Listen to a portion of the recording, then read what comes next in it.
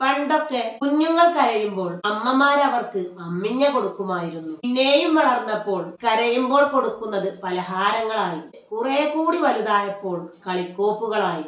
എന്നാൽ ഇന്നത്തെ മാതാപിതാക്കൾ ഇതിനും ഒരു എളുപ്പവഴി കണ്ടുപിടിച്ചു. അമ്മിഞ്ഞക്കും പലഹാരത്തിനും കളിക്കോപ്പിനും പകരമായി ഒരൊറ്റ സാധനം, അതാണ് മൊബൈൽ ഫോൺ. പ്രശസ്ത ഇംഗ്ലീഷ് സാഹിത്യകാരി മേരി ഷെല്ലിയുടെ ഫ്രാങ്കൻസ്റ്റീൻ എന്ന ലോകപ്രസിദ്ധ നോവൽ ഓർത്തുപോകുന്നു.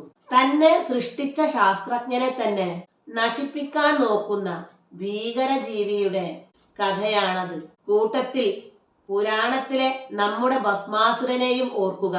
ആരെ തൊട്ടാലും അയാൾ ഭസ്മമാകും എന്ന വരം കിട്ടിയപ്പോൾ ആ അസുരൻ അത് പരീക്ഷിക്കാൻ ആദ്യം തെരഞ്ഞെടുത്തത് മഹാവിഷ്ണുവിനെ തന്നെയായിരുന്നു. ഇവരുടെ പുതിയ കാല അവതാരമാണ് മൊബൈൽ ഫോൺ.